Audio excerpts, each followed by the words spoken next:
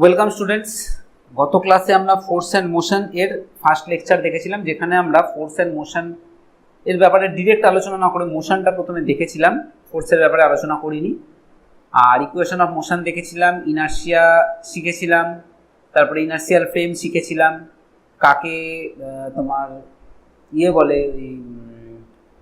Inertial frame of reference বলে, কাকে নন inertial frame of reference বলে, এই সমস্ত শিখেছিলাম। তো আজকে এই চ্যাপ্টার পড়তে গেলে আমাদের একটু নিউটনস ল এর ব্যাপারে জানতে হবে।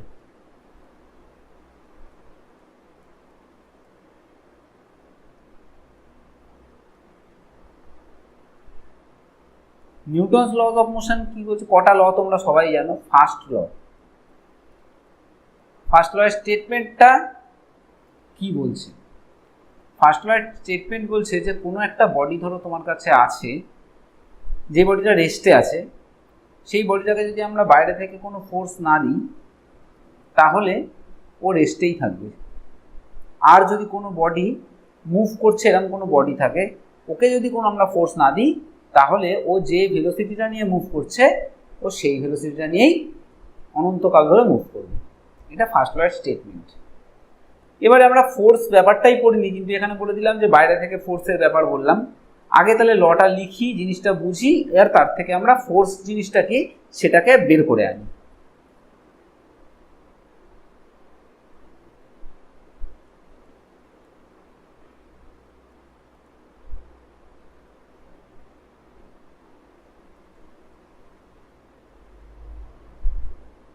Until and unless external force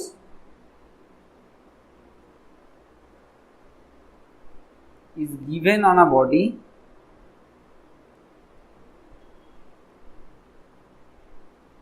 the body at rest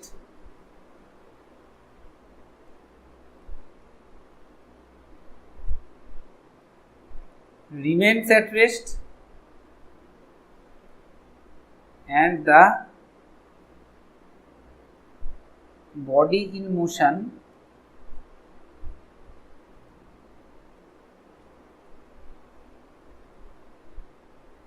continues its motion with the same velocity. তাহলে কি বলেছে? Until and unless external force and external force is given on a body. মানে ধরো আমার কাছে একটা এরকম বডি আছে, যেই বডিটা রেস্টে ছিল, এর ওপরে যদি বাইরে থেকে আমরা ফোর্স অ্যাপ্লাই না করি তাহলে এ সারা জীবন এরকমভাবে রেস্টেই থাকবে। আর একটা বডি মনে করছি এরকমভাবে ভি ভেলোসিটিতে মুভ করছিল, তাহলে এর উপরে ফোর্স অ্যাপ্লাই না হলে এও এই দিকে এই ভি ভেলোসিটি নিয়ে মুভ করতে থাকবে। তো প্রথম কথা হচ্ছে তাহলে যে ফোর্স কি? ফোর্স হচ্ছে এমন একটা ফিজিক্যাল কোয়ান্টিটি যে কোনো একটা বডির স্টেট অফ মোশনকে তাহলে চেঞ্জ করতে পারে। কারণ যদি আমরা ফোর্স না দিই তাহলে স্টেট অফ মোশনটা চেঞ্জ হচ্ছে না, যে রেস্টে আছে সে রেস্টেই থাকছে, যে মোশনে থাকছে সে সেম ভেলোসিটি নিয়ে মোশন করে যাচ্ছে। তাহলে মোশনের যে স্টেট সেটা চেঞ্জ হচ্ছে না আনটিল অ্যান্ড আনলেস আমি বাইরে থেকে ফোর্স দিচ্ছি। তার মানে উল্টো কথা আমরা এটাও বলতে পারি যে ফোর্স হচ্ছে তাহলে এমন একটা ফিজিক্যাল কোয়ান্টিটি যেটা নাকি কোনো একটা বডির স্টেট অফ মোশনকে চেঞ্জ করে। তাহলে এখান থেকে যদি আমরা একটা ফোর্সের ডেফিনেশন একটা যদি ডিরাইভ করে নিয়ে চলে আসতে পারি, কি বলছে সেটা? ফোর্স মানে তাহলে হলো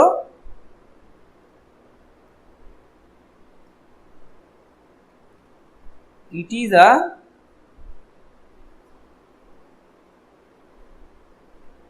physical quantity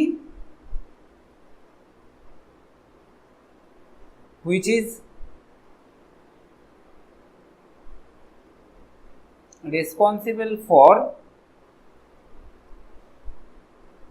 the change in state of a motion। মানে একটা মোশনের স্টেটটা চেঞ্জ করতে গেলে আমাদের যেটা লাগে সেটা ফোর্স। মানে কোনো একটা বডি থেমে আছে, তাকে চালাতে গেলে, বা কোনো একটা বডি চলছে তাকে আরও জোরে চালাতে বা আরও আস্তে চালাতে বা থামাতে বাইরে থেকে আমাকে যেটা অ্যাপ্লাই করতে হয় সেই ফিজিক্যাল কোয়ান্টিটিটার নামই হচ্ছে ফোর্স। এবারে যদি লটার দিকে আমি একটু ভালো করে লক্ষ্য রাখি, তাহলে এখানে কি বলেছে দেখো, বলছে যদি ফোর্স অ্যাপ্লাই না করি তাহলে যে বডিটা রেস্টে আছে সেই বডিটা রেস্টেই থাকবে, মানে স্থির বস্তু চিরকাল স্থির থাকে। আর একটা বাংলায় যেটা বলে সেটা হচ্ছে গতিশীল বস্তু চিরকাল সমবেগে চলে, the body in motion continuous it's motion with the same velocity. অনেক অনেক বইয়ে লেখা থাকে সমবেগে সরল রেখায় চলে, এই কথাটা হচ্ছে অ্যাম্বিগুয়াস। অ্যাম্বিগুয়াস মানে একই কথা রিপিট করা হচ্ছে। সমবেগে চললে সরল রেখায় চলে এই কথাটা বলবার প্রয়োজন নেই। যদি সমবেগে কথাটা না বলে আমরা সমদ্রুতিতে বলতাম তখন কিন্তু আমাদের এই স্ট্রেট লাইন বা সরল রেখায় বলাটা দরকার ছিল। যদি আমরা বলতাম সেম স্পিডে চলে তখন আমাদের স্ট্রেট লাইনটা বলা উচিত ছিল। তার রিজনটা বলি, দেখো তোমরা হয়তো এরকম করে কখনো ভেবে দেখোনি, শুনলে তোমাদের ভালো লাগবে। যে ধরো আমার কাছে একটা বডি ছিল, যেই বডিটা ধরো এরকমভাবে ভি বেগ নিয়ে যাচ্ছে। আচ্ছা আমরা কি জানি, ভেলোসিটি হচ্ছে ভেক্টর কোয়ান্টিটি। ভেলোসিটিটা কিরকম রাশি? ভেক্টর রাশি। ভেক্টর কোয়ান্টিটি হলে তার কি কি থাকে? তার ম্যাগনিটিউড থাকে আর তার ডিরেকশন থাকে। তাহলে যদি if velocity has to be constant, মানে যদি ভেলোসিটিকে কনস্ট্যান্ট থাকতে হয়, then its magnitude and direction both to be constant. আর ভেলোসিটির ম্যাগনিটিউড হচ্ছে স্পিড, তাহলে ভেলোসিটির ম্যাগনিটিউড আর ডিরেকশন দুটোই যদি কনস্ট্যান্ট থাকে তখনই আমরা বলতে পারি যে ইউনিফর্ম ভেলোসিটিতে মুভ করছে।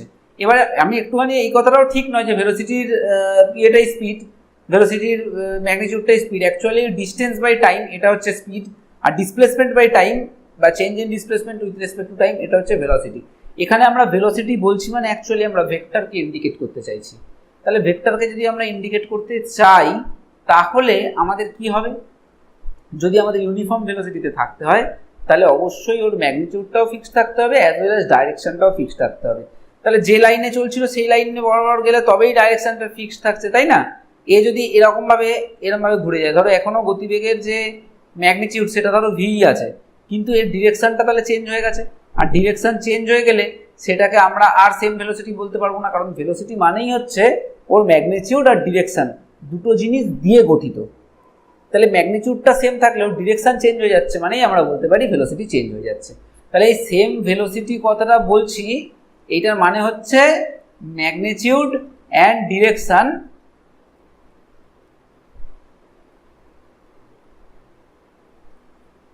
বোথ আনচেঞ্জ, এটা যেন মাথায় থাকে।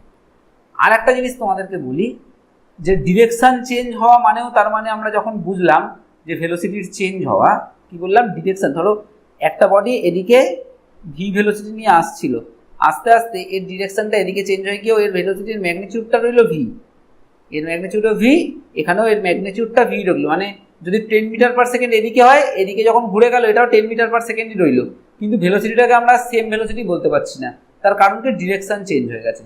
তার মানে যদি আমাকে বলে যে কেউ একটা সেম ম্যাগনিটিউড নিয়ে এরকমভাবে মুভ করছে, প্রত্যেকটা জায়গাতেই এর ধরো ভেলোসিটির ম্যাগনিটিউডটা ভি, তাহলে কি এটাকে কনস্ট্যান্ট ভেলোসিটি আমরা বলতে পারবো? আমরা বলবো না, এটাকে কনস্ট্যান্ট ভেলোসিটি তো আমরা বলতে পারবো না, কারণ প্রত্যেকটা পয়েন্টেই দেখো ডিরেকশনটা চেঞ্জ হচ্ছে, এইখানে এইদিকে, এইখানে এইদিকে, এইখানে এইদিকে, এইখানে এইদিকে, এখানে দেখলে এইদিকে। তাহলে প্রত্যেকটা পয়েন্টে ভেলোসিটির ডিরেকশনটা চেঞ্জ হয়ে যাচ্ছে, মানে যতই ম্যাগনিটিউডটা কনস্ট্যান্ট থাক না কেন ভেলোসিটি কিন্তু কনস্ট্যান্ট থাকবে না। আর ভেলোসিটি যদি কনস্ট্যান্ট না থাকে তাহলে বডিটার অ্যাক্সিলারেশনও থাকবে। তার মানে এখান থেকে আরেকটা জিনিস আমরা বুঝতে পারলাম যে কোনো বডি যদি কার্ভ পাথে মুভ করে তাহলে তার অ্যাক্সিলারেশন থাকতেই হবে, বা আমরা বলতে পারি তার ভেলোসিটি কিছুতেই ফিক্সড থাকবে না। তার মানে তার উপরে অবশ্যই কোনো না কোনো ফোর্স কাজ করেছে। তাহলে সেম স্পিড নিয়ে যদি স্ট্রেট লাইনে যায় বা ইউনিফর্ম ভেলোসিটি নিয়ে যদি কোনো বডি যায় তাহলে আমরা বলবো যে কোনো ফোর্স এর উপরে অ্যাক্ট করছে না, মানে এক্সটার্নাল ফোর্স। আর যদি দেখি কোনো একটা বডির ভেলোসিটির ম্যাগনিটিউডটা ভি আছে, 10 মিটার পার সেকেন্ডই আছে, 15 মিটার পার সেকেন্ডই আছে, বা ডিরেকশনটা চেঞ্জ হয়ে যাচ্ছে বা কার্ভ পাথে মুভ করছে, সঙ্গে সঙ্গে আমরা বলবো কিন্তু ওর ওপরে একটা ফোর্স অ্যাক্ট করছে আর ওর একটা অ্যাক্সিলারেশনও আছে, কারণ ওর ভেলোসিটিটা কনস্ট্যান্ট নয়। আশা করছি বুঝতে পেরেছো। এবার এখানে তো আমরা ফোর্সের ডেফিনেশন দেখলাম, it is a physical quantity which is responsible for the change in state of motion. অনেক ক্ষেত্রে আমরা ফোর্স অ্যাপ্লাই করেও মোশন চেঞ্জ করতে পারি না, তার রিজনটা আমরা অবশ্যই ফ্রিকশন যখন পড়বো তখন ভালো করে বুঝতে পারবো। তাহলে এই গেল আমার নিউটনস ফার্স্ট ল মোটামুটি।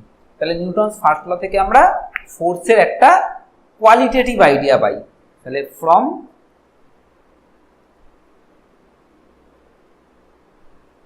Newton's first law we get a qualitative idea of force, মানে ফোর্সটার ব্যাপারে জানতে পারি। যদি ওই ম্যাথামেটিক্যাল ফর্ম বা কত ফোর্স কিভাবে ক্যালকুলেট করব সে সমস্ত আমরা কিচ্ছু জানতে পারলাম না, বাট ফোর্সটার ব্যাপারে আমরা খানিকটা জানতে পারলাম, একটা কোয়ালিটেটিভ আইডিয়া কিন্তু আমরা পেলাম। এরপরে আমরা মুভ করবো সেকেন্ড ল এর দিকে, কিন্তু তার আগে আমাদেরকে একটা নতুন জিনিস শিখতে হবে যার নাম হচ্ছে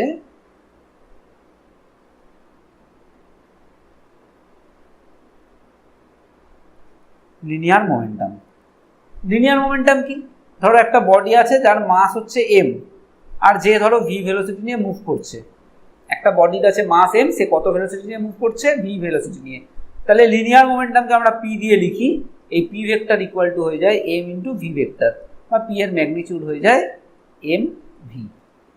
তাহলে তোমরা বুঝতে পারলে যে খুব simple definition, momentum is a physical quantity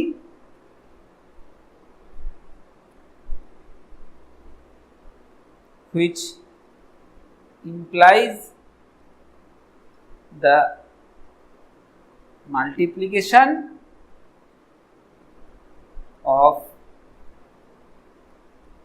mass and velocity of a body. এটাকে বলে linear momentum. Momentum is a physical quantity which implies the multiplication of mass and velocity of a body, মানে মাসকে velocity দিয়ে multiply করে দিলে আমরা যেটা পাই সেটাই হচ্ছে মোমেন্টাম। তাহলে ইউনিট কি হবে? এর ইউনিট হচ্ছে সিজিএস এ যদি আমরা দেখি তাহলে হবে গ্রাম সেন্টিমিটার পার সেকেন্ড, এসআইতে হবে কেজি মিটার পার সেকেন্ড। এটা আমরা ইউনিট ডাইমেনশনে করিয়েও দিয়েছি, এর ইউনিটটা একটু দেখে নেবে। এবারে কথা হচ্ছে যে এত কোয়ান্টিটি থাকতে খামোখা আমরা মাসকে ভেলোসিটি দিয়ে মাল্টিপ্লাই করতে গেলামই বা কেন? এই জিনিসটা অনেক সময় ঠিকঠাকভাবে এক্সপ্লেনেশন করা হয় না, যে আমাদের মোমেন্টামের প্রয়োজন কী ছিল, আমরা মাসকে হঠাৎ করে ভেলোসিটি দিয়ে মাল্টিপ্লাই করলাম কেন? আমি একটা এক্সাম্পল দিচ্ছি, এক্সাম্পলটা দেখলেই আমরা বুঝতে পারবো যে মাসকে ভেলোসিটি দিয়ে মাল্টিপ্লাই করা কতটা গুরুত্বপূর্ণ। আমি একটা কেস বলছি প্রথমে, যে ধরো একটা বাস আছে আর একটা লোক আছে, এও যা ভেলোসিটি নিয়ে যাচ্ছে বাসটাও একই ভেলোসিটি নিয়ে যাচ্ছে। একটা বাস ছিল, একটা লোক ছিল, বাসটাও ভি ভেলোসিটি নিয়ে যাচ্ছে, একটা লোকও ভি ভেলোসিটি নিয়ে যাচ্ছে। আমি তোমাকে বললাম যে তুমি এই পাশে দাঁড়িয়ে হাত দিয়ে ঠেলে কোনটাকে থামাতে স্বাচ্ছন্দ্য বোধ করবে? কোনটাকে থামাতে স্বাচ্ছন্দ্য বোধ করবে মানে কি? মানে কোনটাকে থামাতে আমার সুবিধা হবে।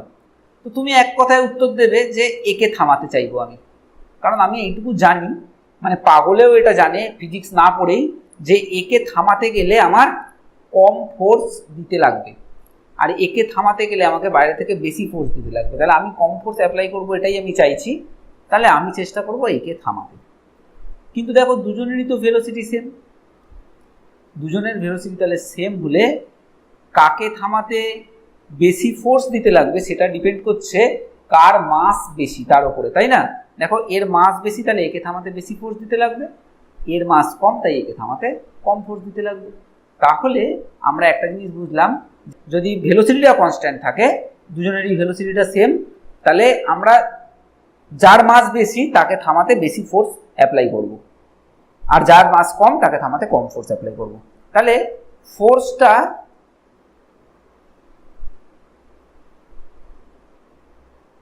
Depends on mass when velocity is constant, তাই না? আমি কি ফোর্স অ্যাপ্লাই করব সেটা মাসের উপরে ডিপেন্ড করছে যখন ভেলোসিটি কনস্ট্যান্ট থাকছে। আচ্ছা, এইবারে আমি আর একটা সিচুয়েশন তোমাদেরকে ভাবতে বলছি। সেই সিচুয়েশনটা কীরকম? সেই সিচুয়েশনটা হচ্ছে এরকম যে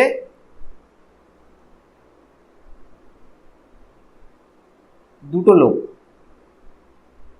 দুজনেরই মাস সেম, এরও মাস সেম, এরও মাস সেম, এও ধরো 50 কেজি, এও সাপোজ 50 কেজি, এই দুজন মিলে দৌড়াচ্ছে। এ স্লোলি দৌড়াচ্ছে, এ ফাস্ট দৌড়াচ্ছে। এবারে তুমি এখানে দাঁড়িয়েছিলে, আমি বললাম তুমি কাকে থামাতে স্বাচ্ছন্দ্য বোধ করবে? তুমি এক কথায় বলবে আমি স্লো লোকটাকে থামাবো, কারণ এটাও পাগল জানে যে আস্তে আস্তে যে আসছে তাকে থামাতে গেলে কম ফোর্স দিতে লাগবে। দুজনেই মোটামুটি একই মাসের, তাহলে যাকে যে স্লো তাকে থামাতে আমার কম ফোর্স দিতে লাগবে, তাহলে আমি একে থামাতে চাইবো। তাহলে এখান থেকে আমরা আরেকটা জিনিস বুঝতে পারছি, সেইটা হচ্ছে যে F depends on velocity when mass is constant. Mass যদি কনস্ট্যান্ট থাকে তাহলে ফোর্সটা আবার কার উপরে ডিপেন্ড করে? তাহলে ফোর্সটা ডিপেন্ড করে ভেলোসিটির উপরে। তাহলে ভেলোসিটি কনস্ট্যান্ট থাকলে মাসের উপরে ডিপেন্ড করে, মাস কনস্ট্যান্ট থাকলে ভেলোসিটির উপরে ডিপেন্ড করে। এবার এমন তো হতেই পারে যে দুটো জিনিসই কনস্ট্যান্ট নয়, দুটোই ভেরিয়েবল, মানে দুটো বডি, একটু মোটা লোক আর একটু রোগা লোক, আবার এ একটু আস্তে আস্তে যাচ্ছে, এ জোরে যাচ্ছে, তাহলে এর ধরো মাস হচ্ছে m1, এর ভেলোসিটি হচ্ছে v1, এর মাস হচ্ছে m2, এর ভেলোসিটি হচ্ছে v2। এবারে যদি আমাকে কেউ জিজ্ঞেস করে যে কাকে আমি থামাতে চাইবো, তখন কিন্তু আমরা জাস্ট দেখেই বলতে পারবো না, তখন আমাদের একটা ছোট্ট কাজ করতে হবে। আমাকে এই বডিটার জন্য m1 v1 গুণ করে দিতে হবে, তাহলে এটা ফার্স্ট বডিটার ভরবেগ পাবো, আর এটার জন্য আমরা পেয়ে যাব m2 v2, এটা হচ্ছে সেকেন্ড এই লোকটার ভরবেগ। এবারে আমরা দেখব যে কোনটার ভরবেগ বা মোমেন্টাম বেশি। এটাকে আমরা বলছি ধরো p1, এটাকে বলছি আমরা p2। If p1 greater than p2, then first বডিকে থামাতে বেশি ফোর্স দিতে লাগবে। আর যদি এরকম হয় যে p2টা গ্রেটার দেন p1, তাহলে সেকেন্ড বডিকে থামাতে বেশি বল দিতে লাগবে। তাহলে মোমেন্টাম, এই মাসকে ভেলোসিটি দিয়ে মাল্টিপ্লাই করার উদ্দেশ্য কি ছিল? মাসকে ভেলোসিটি দিয়ে মাল্টিপ্লাই করার একটাই আমাদের উদ্দেশ্য ছিল, সেটা হচ্ছে যাতে আমরা দেখেই বুঝতে পারি, এই দুটোকে মাল্টিপ্লাই করেই বুঝতে পারি যে কাকে থামাতে আমার বেশি ফোর্স দিতে লাগবে, বা কাকে আরো জোরে ঠেলতে বা উল্টো দিকে ঠেলতে বা যেদিকেও যাচ্ছে সেদিকেই ঠেলতে বেশি ফোর্স দিতে লাগবে। তাহলে এখান থেকে আমরা বুঝলাম যে যার মোমেন্টামটা বেশি তাকে আমাদের মোমেন্টাম চেঞ্জ করতে বেশি ফোর্স দিতে লাগবে। এইবারে আমরা আর একটা তোমাদেরকে কথা বলবো, সেটা হচ্ছে ধরো দুটো বডি আছে,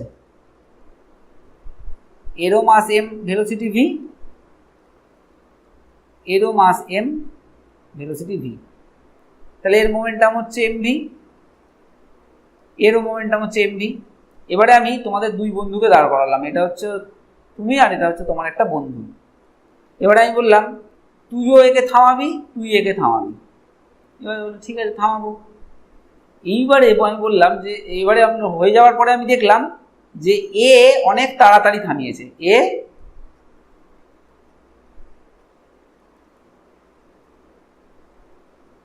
তাড়াতাড়ি থামিয়েছে আর এ দেরি করে থামিয়েছে। এবারে আমি যদি সিম্পল কোশ্চেন করি, আচ্ছা বাবু দেখ, এ তো তাড়াতাড়ি থামিয়ে দিয়েছে, এরও যা ভরবেগ ছিল এরও তাই ভরবেগ ছিল, কিন্তু এ থামিয়ে দিয়েছে তাড়াতাড়ি, এর থামাতে দেরি লেগেছে, তাহলে কে বেশি তাড়াতাড়ি, কে বেশি পরিমাণে ফোর্স অ্যাপ্লাই করেছে? সঙ্গে সঙ্গে আমি বলবো যে তাড়াতাড়ি থামিয়েছে, সে বেশি পরিমাণে ফোর্স অ্যাপ্লাই করেছে। তাহলে আমি একটা জিনিস দেখলাম যে ফোর্সটা অ্যাকচুয়ালি ডিপেন্ড কার উপরে করছে, বলটা প্রপোর্শনাল টু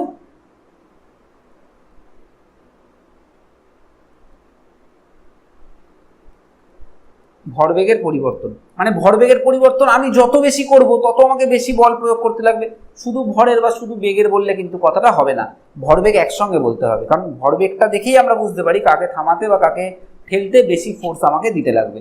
তাহলে বলটা প্রপোর্শনাল টু ভরবেগের পরিবর্তন, যত বেশি ভরবেগের পরিবর্তন করব তত বেশি বল দিতে লাগবে। আর সময়ের সঙ্গে ব্যস্তানুপাতিক। কেন?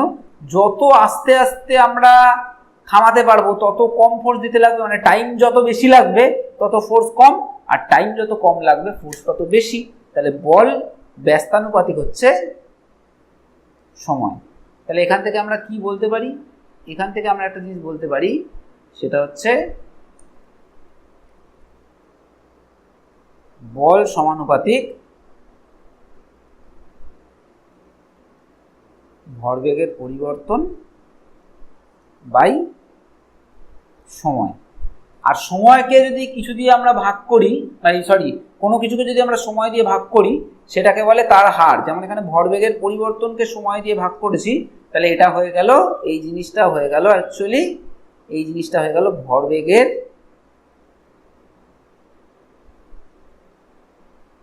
পরিবর্তনের হার। তাহলে এখান থেকে খুব গুরুত্বপূর্ণ একটা জিনিস আমরা পেয়ে গেলাম, সেটা হচ্ছে নিউটনের দ্বিতীয় সূত্র। নিউটনের দ্বিতীয় সূত্র, এই যে এতক্ষণ ধরে গল্পের মাধ্যমে যে ভরবেগ বোঝালাম, ভরবেগের পরিবর্তন বোঝালাম, সময় নিয়ে যে গল্পটা বললাম, সেটাই নিউটনের দ্বিতীয় সূত্রে লিপিবদ্ধ করা আছে। সেকেন্ড ল কি বলছে? সেকেন্ড ল বলছে the rate of change in linear momentum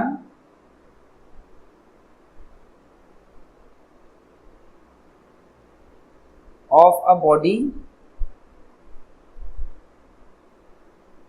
is directly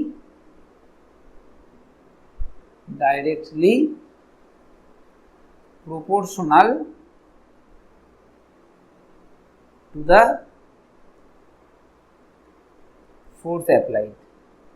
দেখো এখান থেকে দেখো ফোর্সটা কি হচ্ছে, ভরবেগের পরিবর্তনের হারের সঙ্গে প্রপোর্শনাল। তাহলে the rate of change in linear momentum of a body is directly proportional to the force applied. তার সঙ্গে আরেকটা জিনিস মনে রাখতে হবে, সেটা হচ্ছে the direction of force is same as the direction of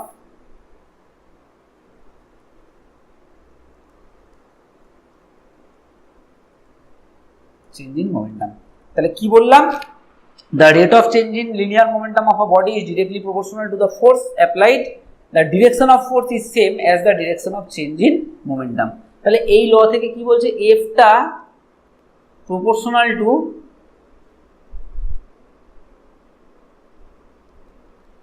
change in momentum by time. এবার দেখো আমরা যদি একটুখানি একটা এক্সাম্পল দিয়ে দেখি তাহলে বুঝতে পারবো। ধরো আমার কাছে একটা বডি ছিল, এর মাস m, এ প্রথমে ইউ বেগ নিয়ে যাচ্ছিল, ইউ ভেলোসিটি নিয়ে যাচ্ছিল, আফটার টাইম t এর স্পিড হয়ে গেছে v। তাহলে m ইন্টু ইউ এটা হয়ে যাচ্ছে ওর প্রাথমিক ভরবেগ, আর m ইন্টু ভি এটা হয়ে যাচ্ছে এর অন্তিম ভরবেগ। তাহলে m ইন্টু ইউ হচ্ছে ইনিশিয়াল মোমেন্টাম, এটা হচ্ছে ফাইনাল মোমেন্টাম। তাহলে f প্রপোর্শনাল টু আমি বলতে পারি p2 মাইনাস p1 বাই টি। যদিও এরকমভাবে লিখলে কেটে দেওয়া উচিত, কারণ এগুলো সব ভেক্টর, p2টাও ভেক্টর, p1টাও ভেক্টর। তাহলে f proportional to p2 minus p1 by t. দেখো p2 মাইনাস p1 ভেক্টরটা আর f ভেক্টরটার ডিরেকশনটা সেম। যারা একটুও ভেক্টর পড়েছো তারাও জানো যে লেফট হ্যান্ড সাইডের ভেক্টর আর রাইট হ্যান্ড সাইডের যে এই সাবট্রাক্ট করে যে ভেক্টরটা পেয়েছি, এই দুটোর ডাইরেকশনটা সেম হয়। তাহলে f proportional to p2 minus p1 by t হলো, এটা হচ্ছে mathematical form of second law. Or f equal to তাহলে কি হবে, একটা constant k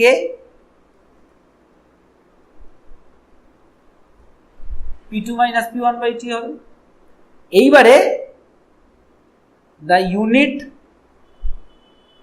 of force is so defined that K is taken equal to 1. মানে F এর ইউনিটটাকে আমরা এমনভাবেই ডিফাইন করেছি যাতে K এর ভ্যালুটা 1 হয়, তাহলে আমাদের ক্যালকুলেশনে সুবিধা হবে। ওই জন্য K এর ভ্যালুটাকে আমরা ধরে নিই 1। তাহলে আমাদের আলটিমেট কি হলো? তাহলে আমাদের দেখো F ইকুয়াল টু যেটা হলো সেটা হচ্ছে K into P2 minus P1 by T। খুব ইম্পর্টেন্ট একটা ফর্মুলা। K এর ভ্যালুকে যদি আমরা 1 ধরে নিই তাহলে F equal to P2 minus P1 by T। এটা হচ্ছে নিউটনস সেকেন্ড ল। তাহলে নিউটন সেকেন্ড ল কি বলছে? F is equal to P2 minus P1 by T। এইবারে একটা জিনিস এখান থেকে জাস্ট বলে দিই, এই P1 হচ্ছে